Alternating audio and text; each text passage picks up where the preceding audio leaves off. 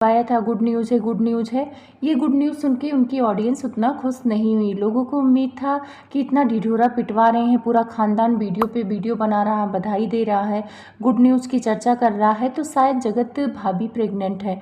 क्योंकि कार तो इनके पास है, तो कार लोगों को गुड न्यूज़ नहीं लग रहा है। प्रेगनेंसी ही ऐसी चीज़ होती जो गुड न्यूज़ होती इनके लिए, और बहुत बड़ी गुड न्यूज़ होती।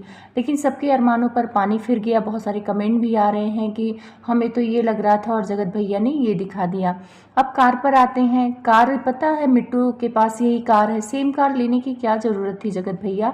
अगर आप कुछ अलग लेते तो ऑडियंस में और अलग प्रभाव आपका पड़ता, लेकिन सेम सेम कार आपने खरीद लिया मिट्टू का। अब लोग यहाँ तक कमेंट्स कर रहे हैं कि मिट्टू को कॉपी करने का इन दोनों मियाँ बीवी को आदत है। भाभी भी मिट्टू रानी को कॉपी करती हैं, ये जग जाहिर है। और वेडिंग एनिवर्सरी में तो डिक्टो कॉपी कर लिया था, लहंगा भी सेम टू सेम ले लिया था। उसके बाद जैसा मेकअप मिट्टू रानी ने अपने भाई के फंक्शन में कराया था, वैसा ही चोटी बनवाई इन्होंने, वैसा ही मेकअप कराया। तब सब लोगों ने बोला कि चलो लहंगा सेम टू सेम हो सकता है, क्योंकि ये लोग प्रमोशन के कपड़े पहनते हैं, और वो भी लहंगा किसी ब्रांड का था, किसी ने प्रमोशन के लिए दिया था, इन्होंने खुद नहीं खरीदा था। तो मान लो लहंगा सेम हो गया, लेकिन मेकअप तो थोड़ा अलग रखना था। लेकिन इन्हें कॉपी करने की बहुत आदत है। आंटी जी का भी ब्लॉग आ गया है और उन्होंने टाइटल डाला है कि कुछ लोगों को मेरे बेटे की गाड़ी लेने से बहुत आपत्ति होगी, जलन होगी। तो आंटी जी एक बात बताओ, गाड़ी आपने खरीदी है, पैसा आपके बेटे ने लगाया है, तो किसी तीसरे को आपत्ति क्यों होगी? और अगर आप वाईटी के लोगों को सुना रही हैं, जो आपके सब्सक्राइबर हैं, जो फॉलोअर्स हैं, वो जलन कर रहे हैं, तो भाई क्यों जलन करेंगे? उन्हीं की रिचार्ज के पैसों से तो आपकी गाड़ी आई है। अगर वो रिचार्ज ना कराते, वीडियो ना देखते, तो जगत भैया गाड़ी नहीं ले पाते। वो चाहे जितनी भी मेहनत करते, उनको पैसे नहीं मिलते।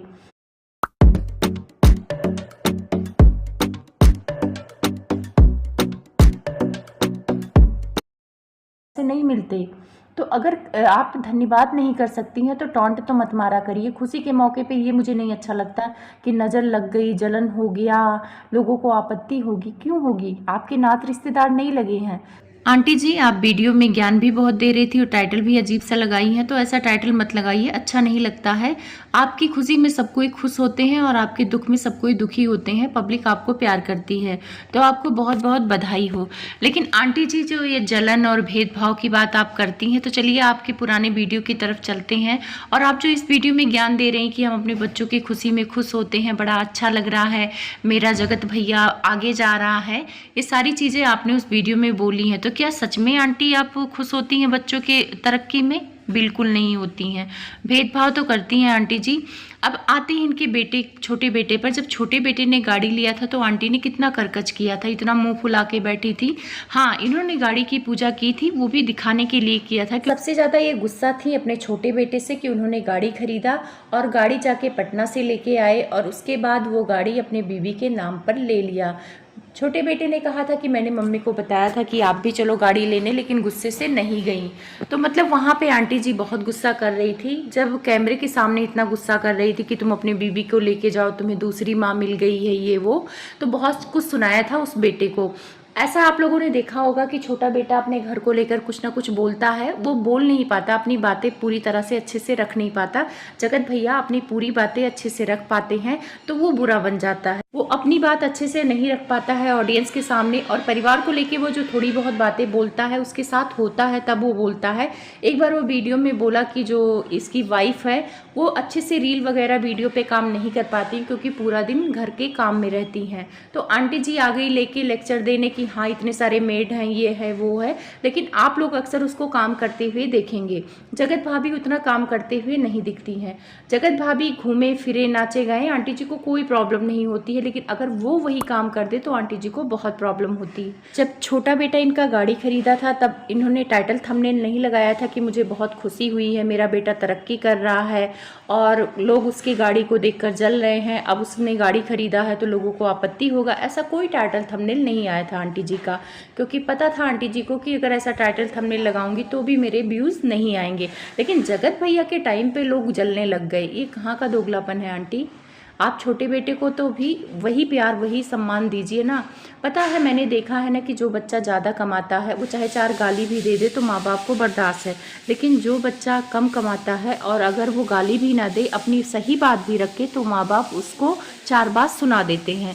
तो यही हाल इसके छोटे बेटे का है। घर में रहता है, घर का काम काज देखता है, लेकिन अच्छा पैसा ना कमाने की वजह से उसको प्रॉब्लम होती है और उसके वाइफ को भी प्रॉब्लम होती है। आंटी उस पर ज़्यादा ही रोब झाड़ती हैं। अक्सर देखना जब कोई साफ़ सफाई वाली वीडियो बनाती हैं तो उसी को टारगेट करती हैं, और जब जगत भाभी इनके साथ रहती हैं, वो पटना चली जाती है या कहीं गई होती है, तब आंटी बहुत खुश होकर वीडियो बनाती हैं, लेकिन जब वो रहती है, चुपचाप रहती है, तो आंटी जी का मुँह बना रहता है।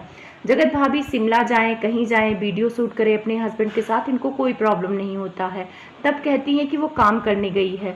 और आप लोग को याद होगा जब नवरात्रि में वो दुर्गा जी वाला वीडियो शूट किया था उसने, जब इनका छोटा बेटा आके पूछता है कि मम्मी वो कैसे लग रही थी, तो क्या बोलती है कि जाके पंडाल में बैठा दो, पंडाल जैसी लग रही थी। मतलब वहाँ पे आंटी जी ने उल्टा बोला था और उसको भी बुरा लगा था, लेकिन कैमरे पे शो नहीं किया था। बाद में आंटी जी आके सफाई पेश कर रही हैं कि मैंने तो मजाक किया था, लेकिन सबको पता था कि आंटी जी ने गलत वे में उसको बोला है। तो अक्सर आंटी जी रोका टोकी करती हैं। उसे कहीं ना कहीं फील होता है और वो सोचता है कि चलो मैं घर से बाहर रहूँगा तो हो सकता है तरक्की करूँ। उसने जब पटना रहने का प्लान बनाया कि वहाँ पे घर किराए पे रह के वहाँ पे वीडियो शूट करूँगा, अच्छे अच्छे लोकेशन है, वहाँ पे वीडियो हमारी बनेगी और अच्छा रहेगा, तो आंटी जी ने इतना ड्रामा किया है, यूट्यूब पे वीडियो बनाई कि सब बच्चे अब छोड़ के जा रहे हैं, बुढ़ापे में कोई सहारा नहीं है, अब मैं घर बेच दूंगी, ये वो, मतलब एक होता ना इमोशनल कार्ड आंटी ने खूब खेला और उसको मजबूरन घर वापस आना पड़ा। उसने कई बार बोला है कि मतलब मुझे प्रॉब्लम होती है घर में वीडियो बनाने में, मैं क्या दिखाऊं। तो बात तो उसकी सही है। तो अगर आपका ये बेटा कहीं सरकारी नौकरी करता आंटी जी और बाहर जाता, तो क्या तब भी आप इमोशनल कार्ड खेलती? मतलब आपका बड़ा बेटा तरक्की कर रहा है, बाहर रह रहा है, तो आपको कोई आपत्ति नहीं क्योंकि वो पैसे कमा रहा है। एक वक्त था कि आप इसी छोटे बेटे का फ़ायदा उठाती थी अपने बड़े बेटे को टारगेट करने में, और अब यही वक्त है कि जब आपका चैनल खुल गया है तो आप अपने छोटे बेटे के वीडियो में आना तक नहीं पसंद करती। आंटी जी ने उससे इतनी दुश्मनी निकाली कि बीच में उसके वीडियो में भी आना बंद कर दिया था जब नया नया चैनल बनाया था आंटी जी ने। कितनी बार इनके छोटे बेटे ने वीडियो में जिक्र किया कि अब तो मेरी मम्मी वीडियो में भी नहीं आना चाहती। तो एक बात बताओ आंटी जी, आप जॉब बच्चा करता है तो माँ बाप उनको सपोर्ट करते हैं, खाना पानी टाइम से बना के देते हैं, और अगर आपके बेटे की वही जॉब है तो आपको तो सपोर्ट करना चाहिए, अपना कंटेंट छोड़ के अपने छोटे बेटे के कंटेंट पे ध्यान देना चाहिए। देखो फैमिली ब्लॉग होता है, जब फैमिली आते हैं तो लोग देखना पसंद करते हैं, लेकिन कहीं ना कहीं मैंने फील किया है कि ये छोटे बेटे को बिल्कुल सपोर्ट नहीं करती हैं। उसका रीज़न ये है कि पहले जो पैसा आता था इनके खाते में ही आता था, पूरा कमांड इनका था पैसों पे, लेकिन भाई उसकी शादी हो गई, अगर वो पैसे अपने पास रखना चाहता है, कुछ करना चाहता है, तो आंटी जी को प्रॉब्लम ना हो। पैसों को लेकर भी आंटी जी ने बोला था कि अकाउंट अलग कर लिया उसने अपना, तो उस पर भी इनको आपत्ति हुई है।